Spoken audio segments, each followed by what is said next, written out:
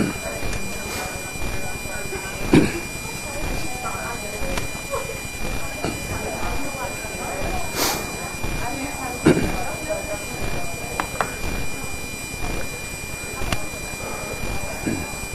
what we're going to do today is we're going to talk about your test, which is coming up on Tuesday. Test number 1, and I realize that the first test in any class is somewhat stressful a lot of times because you're not really sure, what kind of questions are going to be asked. So that's what I want to talk about today is we're going to go over the study guide really quickly, and then we're going to go over the practice questions. And the practice questions that I have listed on Canvas are taken from the data or the question pool that I choose your test questions from. Okay, so it gives you an idea of kind of the level of difficulty. If anything, the practice questions, I like to make them a little more difficult than the questions on the test. I know that some professors like to make the test questions a lot harder than the practice questions. Well, I'm exactly the opposite. If you can do the practice questions, then you should do fine on the test. Okay. It will cover chapters 1 through 4. Chapter 4, you'll notice the financial planning, and I'll talk about this in just a minute on the study guide, but the financial planning of chapter 4, there's not much covered on that, and the reason is part of chapter 4, the financial planning part, used to be chapter 14 in a previous edition of the book. And that was a pretty good place for it because to understand financial planning, you have to understand something about finance. And that was really good because we could cover a lot of the finance in the early chapters, and then we got the financial planning. It made more sense. Well, for some reason, they moved it up to chapter 4, which we really haven't had a chance to really get into much finance. So that's why there's essentially 3 items on the study guide that I want you to know about the planning part of chapter 4. And the rest of it has to do with depreciation, that type of thing. Okay, so let's take a quick look at the study guide. Chapter 1, and again, all of this is on Tegrity. If you haven't had a chance to listen to the Tegrity videos for a couple of our missed classes, the recordings are there. If there's something you didn't understand, please go to the Tegrity videos and listen to that. Also, let me encourage you to come by and see me if you have questions. I don't think I've had anybody in class come by and see me yet. Maybe 1, 2 of you have maybe. But if you do have questions as you're studying, which will probably be either Monday or Tuesday morning, come by and see me and I'll be happy to help you out. All right, chapter 1. We started out with what is finance? What's the definition of finance? Why is it important? Also, we talked about the basic forms of business organization, which would be a sole proprietorship, a partnership, and a corporation, and what are the strengths and weaknesses of each of these. We talked about how finance is related to economics, in the sense that we said that both of them make decisions based on the margin. Yes? It is on Canvas. No, it's if you go to the very bottom of Canvas, I think it says like test material or something.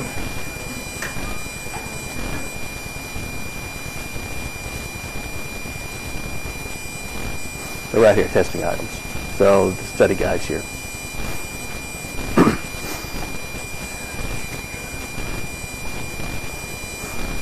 And then we talked about finance and accounting, how they're different. We talked about 2 different ways that they're different. Also, what roles the cash flows play in finance, and basically it's just cash flows are everything in finance. That's just what we keep talking about over and over and over again. We have to have cash in order to operate. The key activities of the financial manager, that would be in your book. The goal of the financial manager and the firm overall, we said the main goal is to maximize shareholder wealth.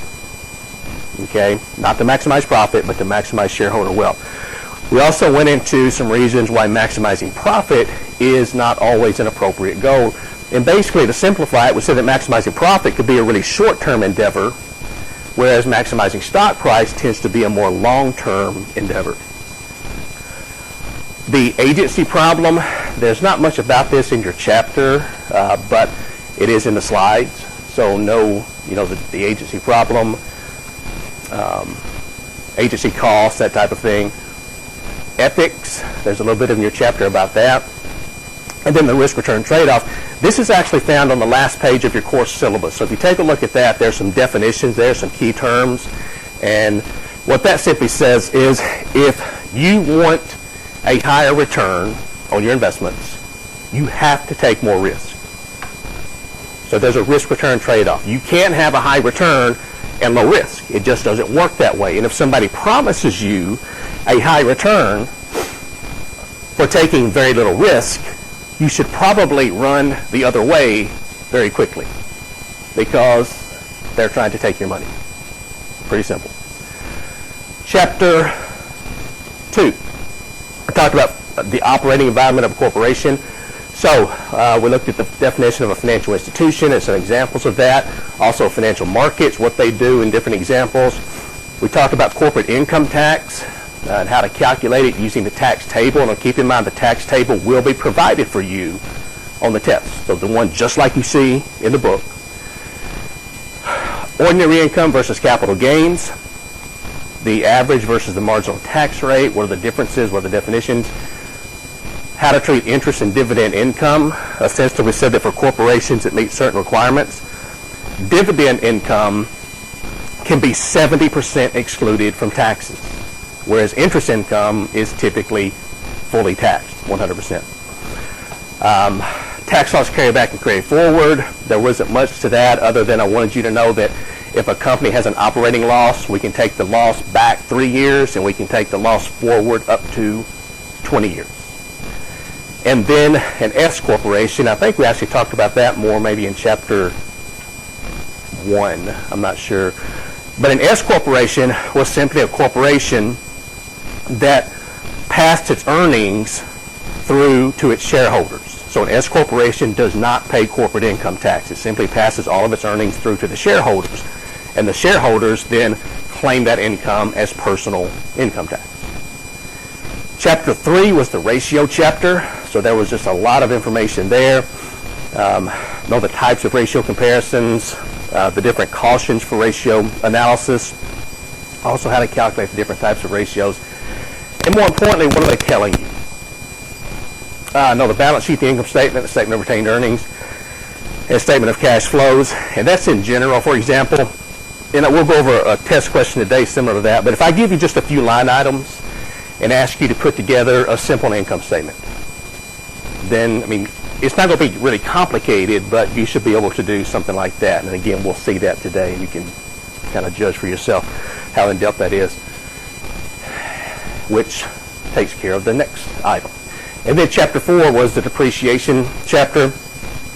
Know what depreciation is, what it is, how to calculate it. You will be given the depreciation table in your textbook. Okay, so you don't have to memorize percentages or any of that. Just, you'll be given the table. I'll ask you to calculate depreciation, and we've got an example of that also today. Cash flow, and this goes back to what we talked about in chapter 1. Cash flow is important in finance. Don't worry about this, the calculation of cash flow. Okay, you can just go ahead and mark that out if you want to. I'll just go ahead and tell you that. You're not going to have a question on that. And that also goes with this. You can mark that out too. And then the last 3 items listed here, this is the financial planning part that I said you need to be familiar with. And we'll talk about this. This is in your chapter. But if you can answer these 3 questions, that's all you need to know about the financial planning part of chapter 4. The primary purpose for preparing a cash budget, the primary purpose for preparing a pro forma financial statement, and long-run and short-run financial plans, which ones come first.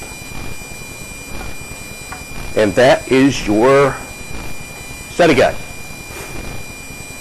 Now, your test is going to be 50 multiple choice questions.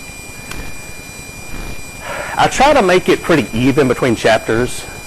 And I can't promise you that there's going to be exactly 12 and a half questions per chapter, but I try to make it somewhat even. Of course, chapter 4, we covered less material there, so there will probably be less questions from chapter 4 than there will be from other chapters.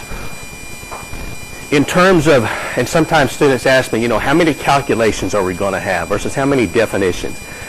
I haven't really gone through and counted up the questions, but typically it's around 60 to 70% definitions and theory type questions and 30 to 40% calculation.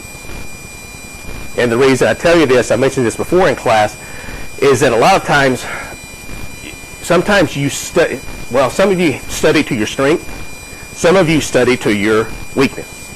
So if you're really good with the numbers, then you might concentrate on all the calculations. Or if you're not good with the numbers, you may concentrate really heavily on the calculations.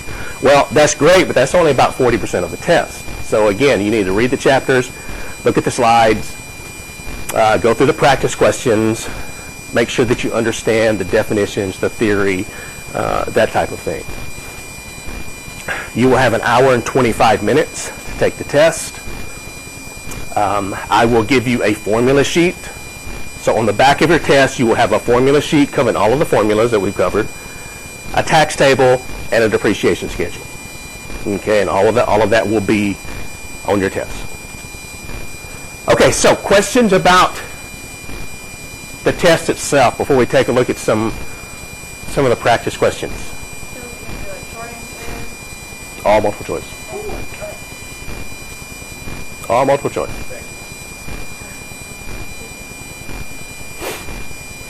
When you've got 65 people in a class, you have all multiple choice tests. Is it a smaller class? If there are like 20 people in the class, it's easier to grade. There are 65 people in the class. And contrary to what people might think, and I've been doing this for a long time, you can ask some really good questions in multiple choice format. I mean, it doesn't mean that they're easy questions. But again, what I try to do when you walk out of this test on Tuesday, if you walk out of here thinking that was a fair test, I really can't worry about whether you think it's hard or easy. I just want you to walk out of here thinking that was a fair representation of what we covered in class. And if you do your part in preparing for the test, then you're probably going to do pretty well. Okay, so I just try to write a fair test. That's what I concentrate on. Do what? No, I try not to I try not to trick you. I'm basically a straightforward person, so the tests are pretty straightforward. And again, that goes back to sort of the fair part. If you walk out of here thinking those questions are the material that we covered in class, that's the best I can do. All right, good questions. Other questions?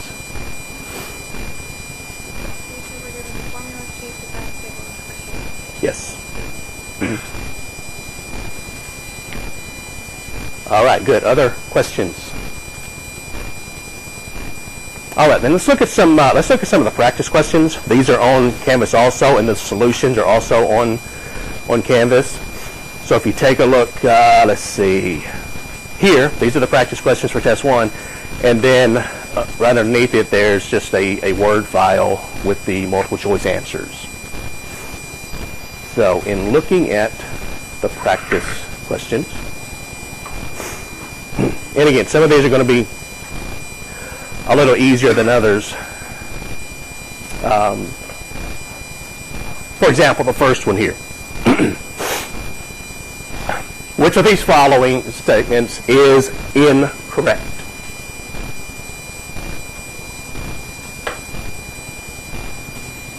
And this comes from chapter 2, which is the financial institutions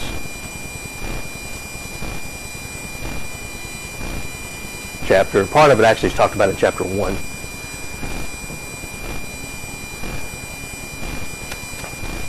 Now, this is a question we didn't really go over too much in class, but I wanted to encourage you.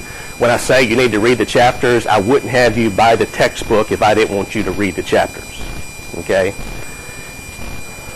So the correct answer to this one is A. Okay, that's exactly right. So large European firms generally have more individual owners than U.S. firms. And we'll get away from these. I just wanted to put a couple of these up front. Which of the following statements is correct?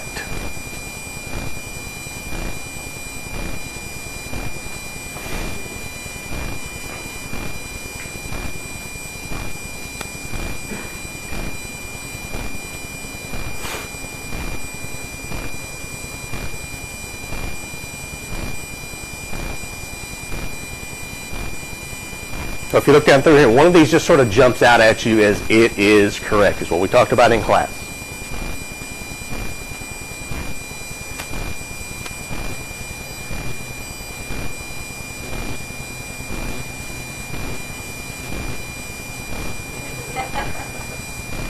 That would be answer E. So if you take a look at E, it says maximize the income statement. Item, net income might not be the best goal for a corporation if the managers are interested in maximizing the economic welfare of the firm's stockholders, that is, maximizing the firm's stock price. So that's what we talked about earlier. That's covered in Chapter 1, which says that the overall goal of a corporation and a manager should be to maximize shareholder wealth or stock price and not to maximize earnings.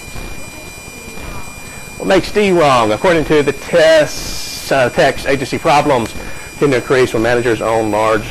Okay, what we said is agency problem is when a manager acts in their best interest as compared to the stockholder's best interest. And so if they, for example, if they spend lots of money on perks, company cars, vacations, whatever. So if they own large amounts of stock in the company, what they're doing is they're spending large amounts of their money. And where the agency problem comes in is when managers own very small amounts of stock in the company. Essentially, they're spending stockholders' money and very little of their own money. Okay. All right. Number 3. The company currently sells on the open market for $30 per share. It has $100,000 in debt. Operating profits are $54,000. In addition, the stockholders' equity is $200,000 and 10,000 shares of common stock are outstanding. The company's market-to-book ratio is. Okay, so take a second. If you haven't, take a second, just work through this problem.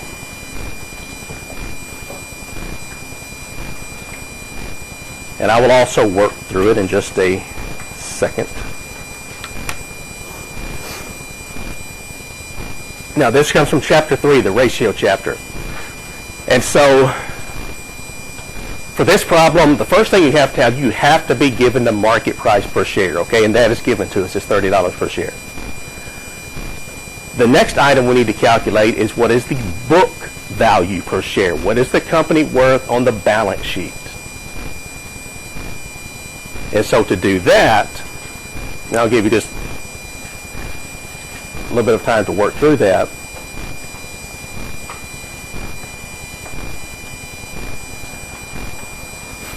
But you're going to need 2 items here. And this is a good question because it gives you some numbers you really don't need. And so this goes back to what I said was if you understand the ratios, of course you'll have the formula sheet, but you can pick out what numbers do I need, what numbers do I not need for this question.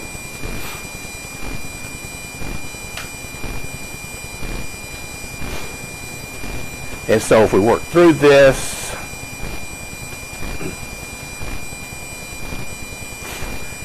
the book value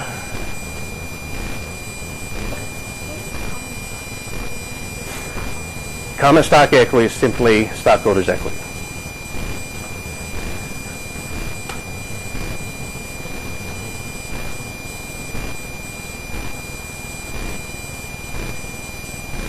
Okay, so the book value, if we take the common stockholders' equity divided by the number of common shares outstanding, that's going to give us a book value of $20 per share.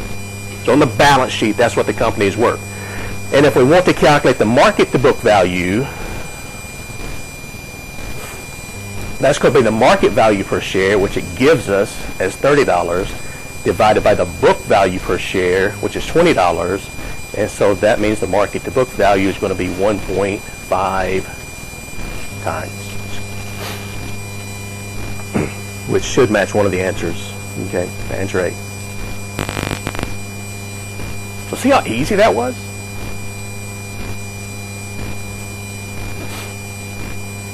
So does everybody understand where the numbers are coming from here? And some of these questions, I'll go ahead and tell you, some of these questions you might see again. Okay? Do what?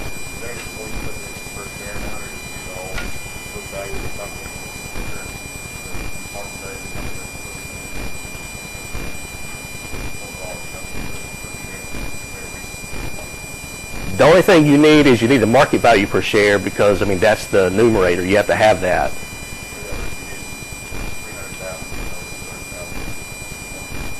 You could do that too. Yeah, if you wanted to. Yeah, you could convert it to the total number of dollars and work it that way if you wanted to. All right, so pretty simple, pretty straightforward.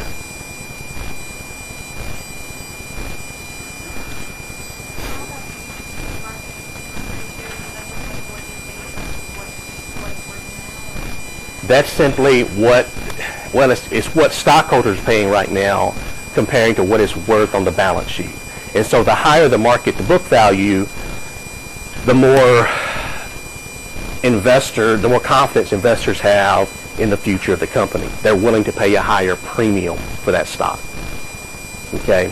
As it gets lower, for example, if it got down to a market to book value of say 1 or even less than 1, then that means you're a likely candidate for a takeover attempt.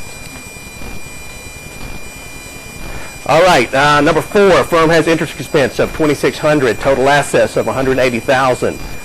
In addition, it has operating profits, which is also known as EBIT, earnings before interest and taxes, of $10,000, and gross profit of $28,000. What is the firm's times interest earned ratio? So take a look at those numbers for just a second, and we will work through this.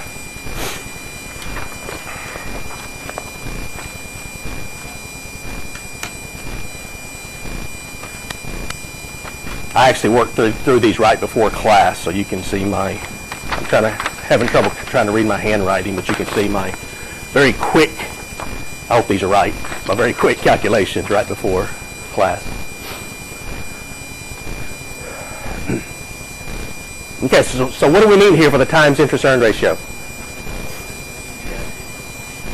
We need EBIT, and we need what?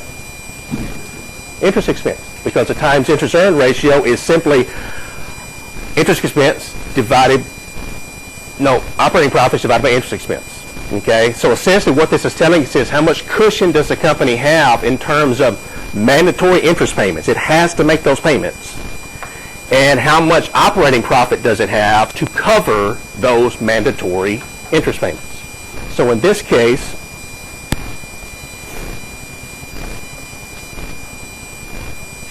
if we were going to calculate our times interest earned ratio, we're going to have, how much was it, 10,000? Is that right? 10,000 divided by 2,600. That's supposed to be a 2, by the way. And that would be 3.85 times. So this company makes 3.85 times as much in operating profit as it has in mandatory interest payments. And again, typically the higher this number, the better, because what this means is if this company has a problem here in its operating profits are hurt, if they go down, the company can still make its mandatory interest payments. Where you run into problem is, and typically bankruptcy soon follows, is if you can't make your interest payments as a corporation, that's what we call financial distress, which means you're basically on the verge or you're entering bankruptcy. So the higher this number, the more safety factor a company has. Number 5. All the following are current example or examples of current liabilities except for. So current liabilities. Okay, so A is what? A current asset. Okay? Accounts payable, accruals, notes payable, those are examples of current liabilities. Okay, this is one where I mentioned earlier that I want you to be able to put together basically a simple income statement. A firm has the following accounts and financial data for 2010. So take just a second, take a look at what you have there, and try to work your way down to calculate the company's net profit after taxes.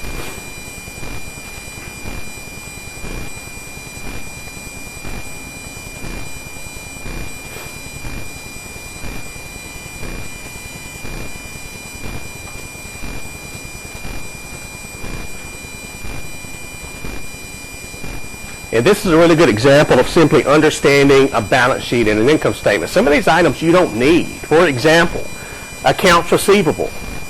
That's on the balance sheet. You don't need the accounts receivable, so you can just mark that out.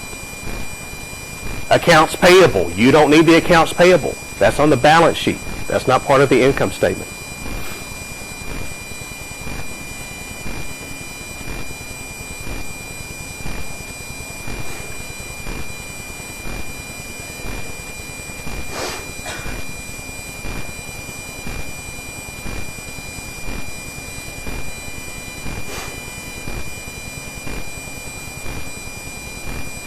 Now, I'm also going to add a question to this. It doesn't ask this, but I'm going to ask you this also. After you calculate net profit after taxes, also calculate the earnings available to common stockholders. Okay? Net profit after taxes, and then also calculate earnings available to common stockholders.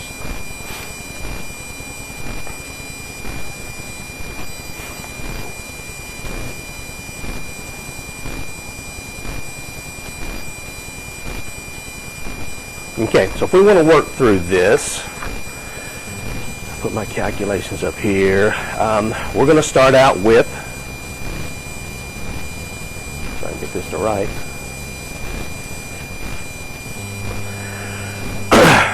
Sales revenue. Then what do we subtract from sales revenue? Cost of goods sold. Okay, so that's going to be minus 1,800. That's going to leave us with 1,260. Then we're going to subtract from that what? Operating expenses. So operating expenses are 600. So that'll leave us with 660. Then we're going to subtract from that what? So what else do we have? Interest expense. So minus 126. And that leaves us with 534. Now the 534, this is the earning, this is the EBIT, earnings before interest and taxes. We've subtracted out interest expense of 126, and so now this is earnings before taxes have been taken out. It tells us that the tax rate is 40%. So if we take, let's see, I'll go over here, 534 in taxable income times 40%. That gives us 214 in taxes that we have to pay. So I'm going to go to my earnings before taxes. I'm going to subtract out 214. And that's going to leave me with 320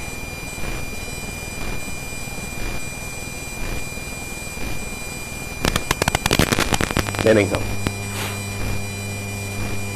which I hope that matches. Okay, it does. Enter C.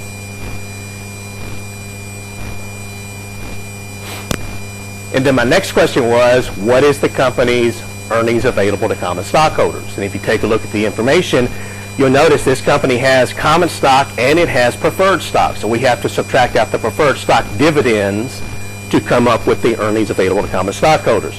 So if we take the 320 and we subtract from that preferred stock dividends of 18, that's going to give us, and I'll go up here, 302 earnings available to common stockholders. Everybody see where those numbers are coming from? The 18 is the preferred stock dividends.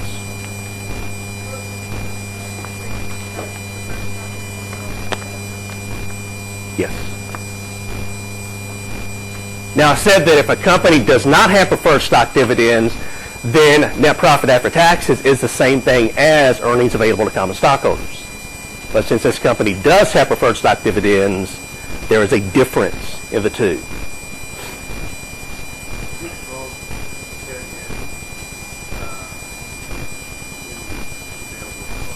No, this is not called retained earnings, because what can happen is with the company, they have this money available to common stockholders, and they can do essentially two things with it. One is they can pay out dividends to common stockholders. The other is they can put it into retained earnings. Now, the percentage that goes to each is company specific. So some companies might decide to split it half and put half in dividends to stockholders, half in retained earnings. Some companies may keep all in retained earnings to use to invest in the company later. It really just depends on the growth prospects of the company.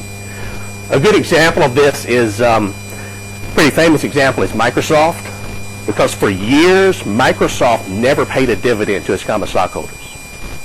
What they did, they would take these earnings available to common stockholders, this amount, they would put it all back into retained earnings, and they would keep growing the company because they kept having all of these great investment opportunities. And stockholders wouldn't complain because their stock price, they weren't receiving dividends, but their stock price just kept going up and up and up and up. And when it comes to stock in the most basic way, you can only make money two ways. One is the price goes up, or you can receive dividends. Okay? Okay, so good question. Other questions about this problem?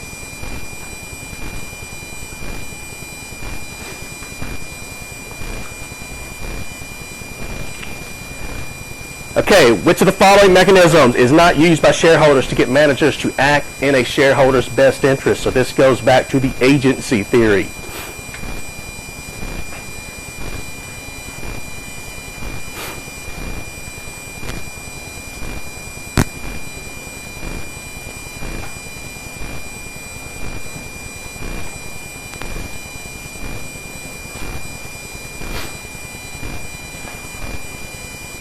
Okay, so what happens is a lot of times if stockholders want managers to act like they're supposed to and to act in the stockholders' best interest, they could use the threat of firing.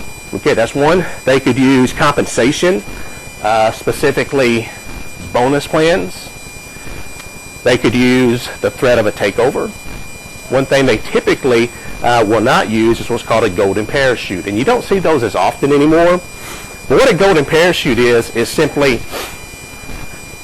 when a manager signs a contract, this is what the company has to pay this manager to leave.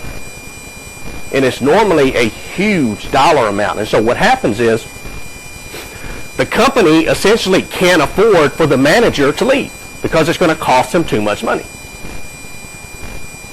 Now, unfortunately, Murray State did not provide me with a golden parachute. But if they said, hey, Lacewell, we'll pay you $50 million to leave, I love you guys. I really do. Okay? And I'll come back and visit, but I will probably leave. But again, the golden parachute simply says it's so expensive, we can't get rid of them. Now, companies have gotten a little smarter over the last 10 years or so, and they've started either really making these a lot smaller or simply doing away with them completely, because they're saying, if we want you gone, we just want to fire you and be done with it.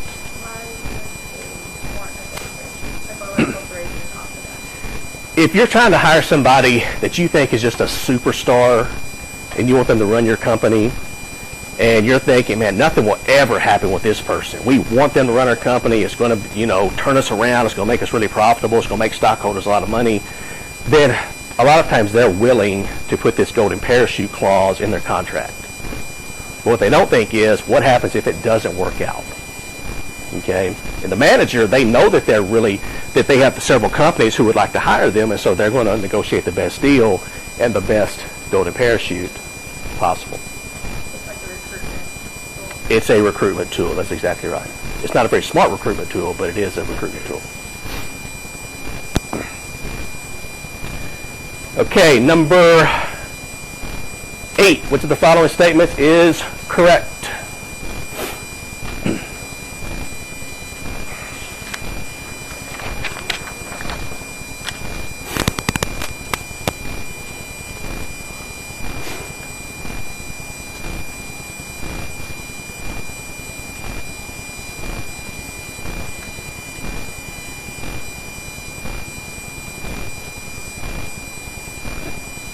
Okay, so in looking at this,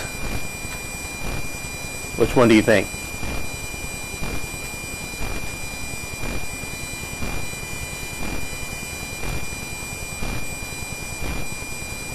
And this goes back kind of to the question we just talked about, and that would probably be answer C would be the best answer.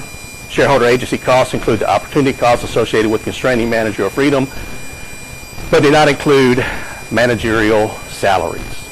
And we said, that is an agency cost. We try to pay managers enough so that they don't feel that they have to cheat shareholders.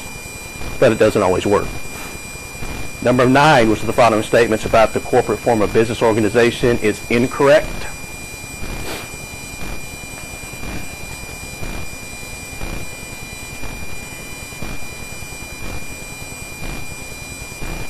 That one's pretty straightforward. If you take a look in your book at the advantages and disadvantages of each, one of the major disadvantages of a corporation is it's complicated to get started. Okay, and so answer A, the corporate form of business is the easiest form to establish. That is incorrect. Number 10, the annual report of condition. Annual report contains all of the following statements except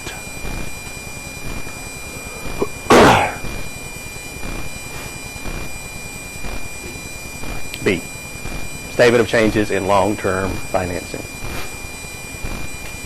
Number 11, which of the following statements shows the portion of the firm's earnings that has been saved rather than paid out as dividends? This goes back to your question.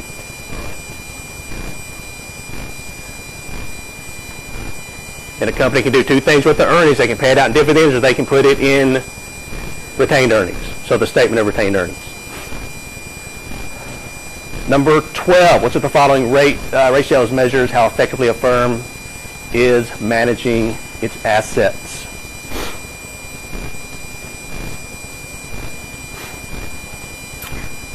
It would be, I guess the best one there would be D, the inventory turnover ratio.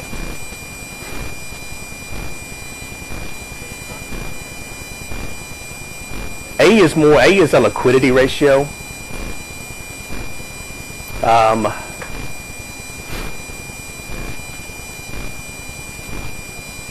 And then you've got profitability ratios. But yeah, inventory turnover basically says in terms of, how effective are you at using the assets of the company to sell products, to turn over your inventory.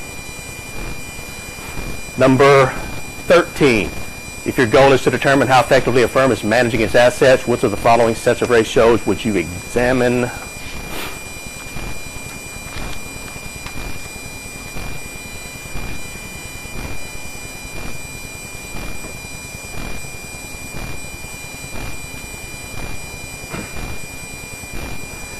I'll let you answer this one. Okay. Answer C, inventory turnover, days sales outstanding, and the fixed asset turnover.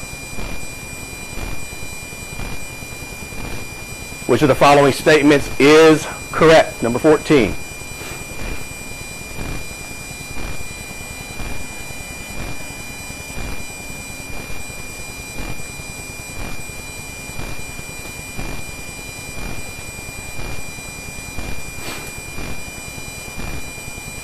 Now, I will tell you this. This stands for days sales outstanding or the average collection period. Okay, so if you see these abbreviations.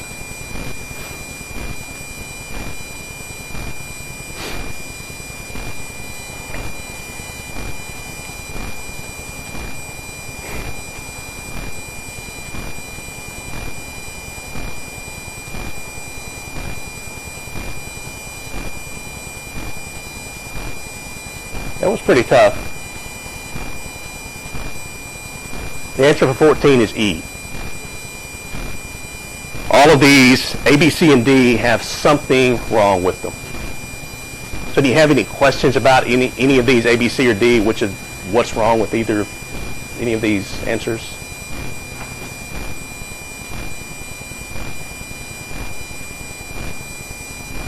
And I will say, when you see these questions, like which of the following statements is correct,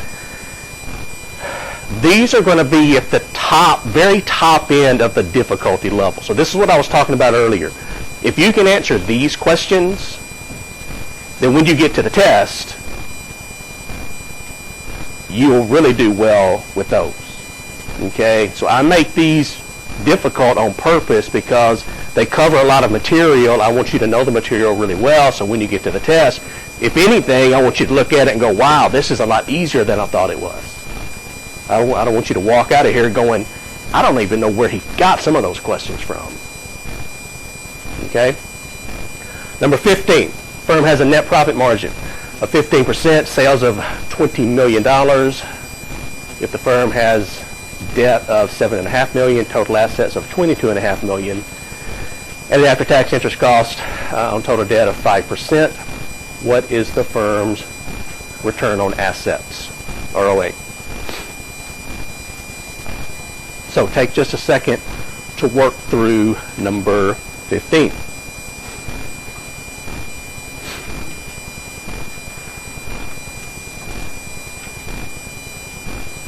And with all of these numbers, there's essentially two calculations you have to make here.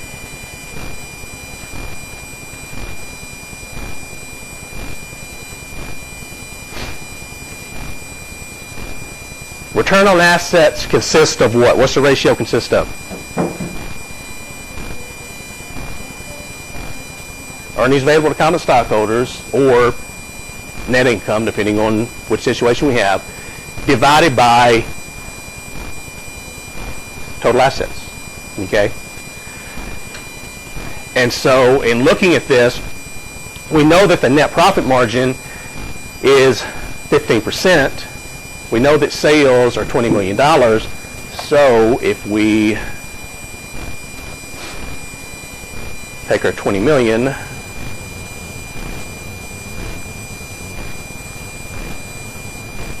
multiplied by 0.15, that's going to give us $3 million in net profit.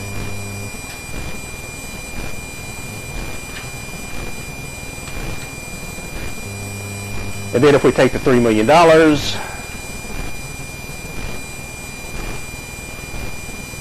and divide it by total assets of 22.5,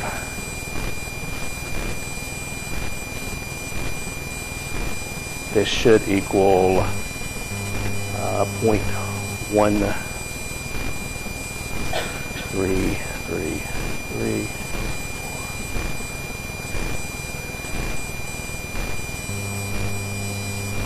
13.3%, which matches answer D.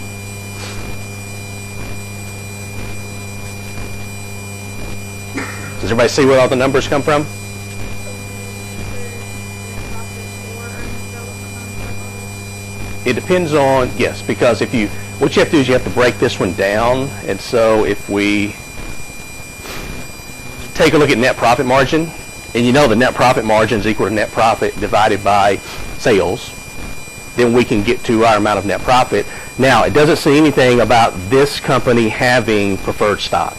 And so if it doesn't mention that, then we're just going to go with net profit, which would be the same as earnings available to common stockholders.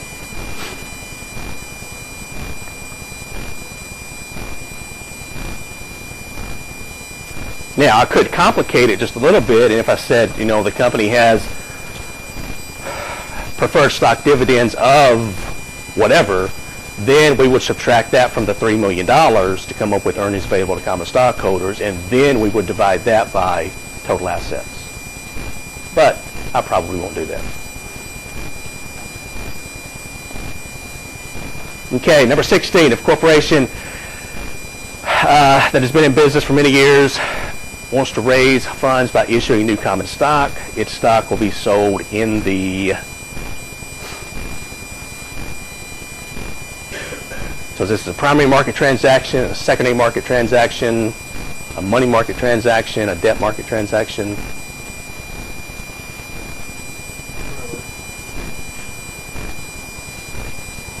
Now, primary market transaction, that's where brand new shares of stock are sold for the first time. Okay, when a company's when issuing stock for the first time.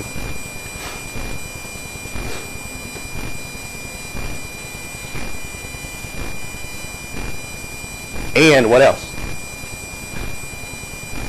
So it could be an IPO. An IPO consists of a primary market transaction because they're being issued for the first time, or if they're simply brand new shares of stock being sold, it's also considered a primary market transaction.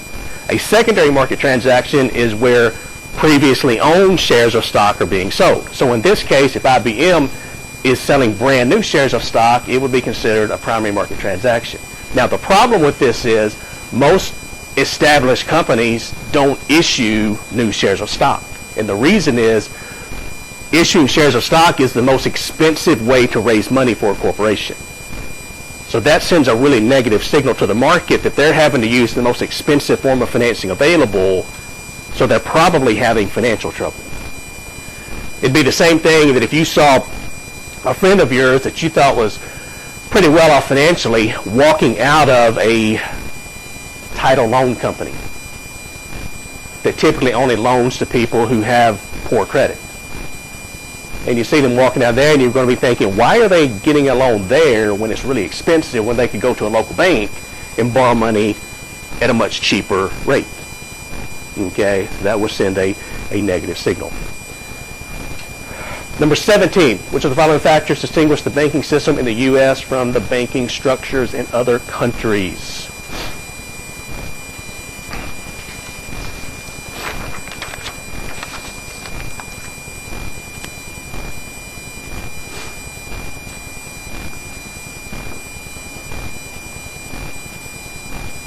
And there are several things that distinguish U.S. banks from banks in other countries. One is U.S. banks are more heavily regulated than banks in other countries. U.S. banks tend to be smaller than banks in other countries. We tend to have a lot of banks in the U.S., but they're smaller, whereas most other countries have just a very few banks, but they're really big banks. And third, financial institutions in the U.S. Have greater limitations with regard to non-banking business relationships than their foreign counterparts. So banks are more limited to what they can do, whereas some other countries they can have banks that can own more various types of businesses. Number 18, which of the following is not an advantage of going public?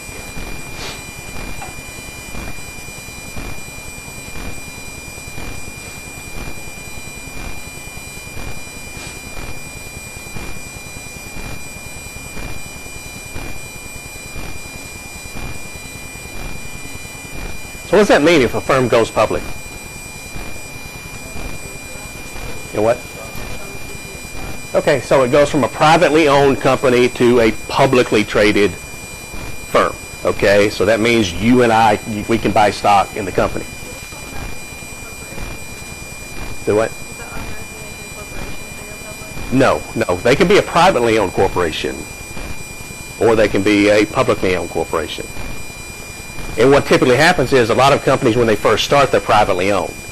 And so then you see that once they get to a certain size, they either run out of financing options, they can't raise any more money, or the owners are simply ready to cash in and get some money. So, for example, Facebook, Twitter, those are examples of formerly privately owned companies that went public. And as soon as they went public, their owners became very wealthy people. And let's see, for number 18, the answer is E. All of the above are advantages of going public. They can diversify their holdings, it increases liquidity, it establishes a value, and it makes it easier to raise new equity capital. Number 19, large one-owned public companies can reduce the time required to register and issue securities by using what?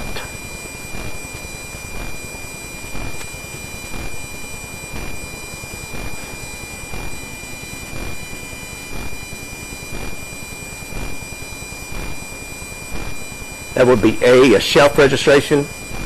That simply means that they filed the required paperwork, but they decided not to issue the securities right now.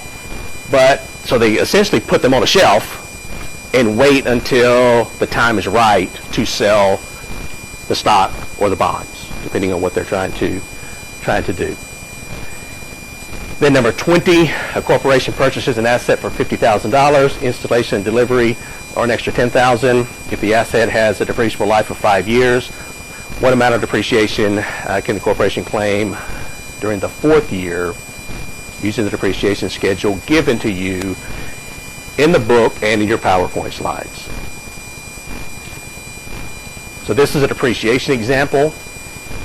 Pretty straightforward. You will be given the depreciation schedule, and I will tell you this part about what is a depreciable life, okay? So don't worry about trying to memorize what goes into each category.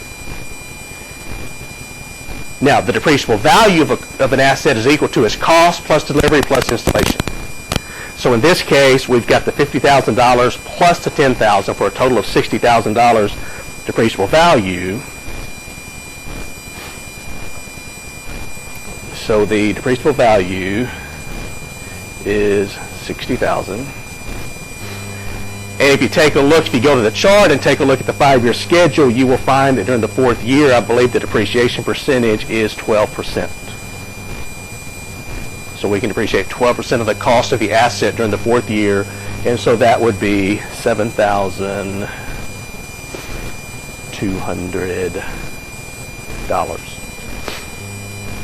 So during the 4th year, for this particular asset, they're going to have depreciation expense $7,200, which is a non-cash expense, but it does reduce the company's taxable income. So as a corporation, or as a business in general, we really like depreciation. The what? This is what's called the Modified Accelerated Cost Recovery System, MACRS. So that's what we're using in the book, and that's what we use a lot of time for taxes. There are other types of depreciation schedules, like you said, straight line, double declining balance, some of the year's digits. I mean, there's lots of different methods.